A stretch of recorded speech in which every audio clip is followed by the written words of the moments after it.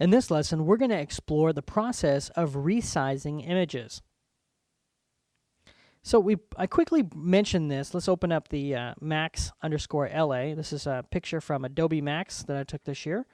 And let's take a look. So we've got this image, and it's massive, right? So here is what it looks like at 100%. And that's just way too big for me to send to somebody via email. So what I need to do is resize this image. Now, we talked about earlier, making a selection, cropping it, and that will remove some of the pixels. But what if I want to keep this entire image and just shrink it down to send? Well, if I want to shrink it permanently, that's one option. If I want to do it just for a second or temporarily, that's another option. So if we're going to do it temporarily, we're going to do it just like I did in Lesson 2, which is save for web and devices. And when this dialog box comes up, we're just going to type in right here under this image size, width, and height, the exact size we want. So let's say something like 512. Click once. It will automatically resize and figure out what that needs to look like. But what if I'm going to use this in some other publication and I know exactly what size I need it to be at? Well, we can do a more permanent size restructure by going into Image, Image Size, and here we can put in our own numbers. Now, you have an image dimension and a document size. This is essentially the size at which it's going to print at. Now, if you don't like to work in pixels, you can work in %, or you can just type in this information down here. So if I say, all right, let's actually make this 50% of what we're trying to do, you'll notice that the size of the document has changed to 5 inches by 7 instead of what it was originally. So when I say OK, notice now if I go to 100%, that's what it looks like. It's half the amount of data. Now, here's one thing that I want you guys to all be aware of. Let me go ahead and do an image size, and I'm going to change this from 100% to 10%. So I've made this itty bitty postage stamp, okay? And when it's itty bitty and small like this, looks great. So let's say you downloaded an image that is this small, and you need to blow it up to make it bigger. A lot of people go, well, if I can make it smaller, why couldn't I make it bigger? Well, there's a problem in that. If I go to image size and I go, oh, I want to print this at 5 inches wide, and say, okay, this is what my image is going to look like.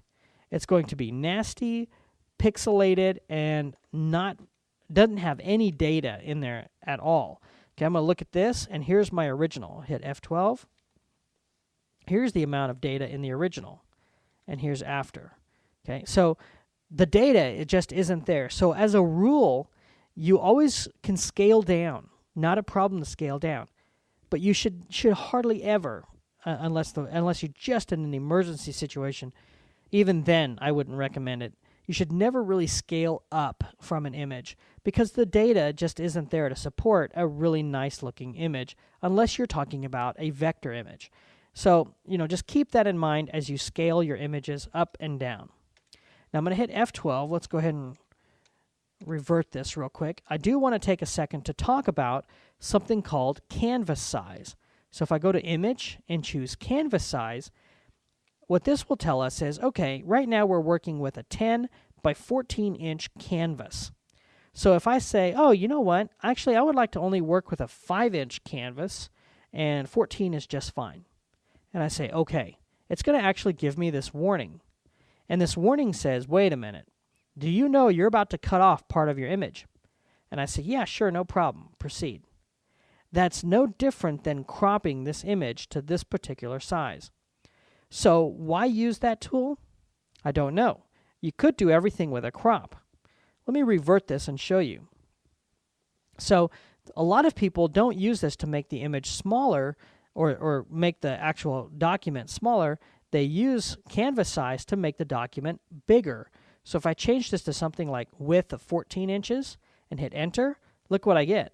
I get this little extra white space, and now I have a bigger document that I'm going to save. So get this, you can actually do that with the crop tool. So if I click and drag my crop tool, and then I come back and I click and I drag one of these sides, I can add as much space or as little space as I need, And when I activate this tool by hitting enter or double clicking, I essentially get the same effect. But in this case, I got a visual feedback of exactly what it was doing. So in any doubt, if you have to scale, just remember, scaling down, not a problem. When you do scale down, save the image as something else, because you don't want to scale down your original and then be stuck with it. Don't ever scale up unless you absolutely have to, and in that case, try not to. And then if you actually need to add some more space or remove some of your document size, use your crop tool instead of the image canvas size.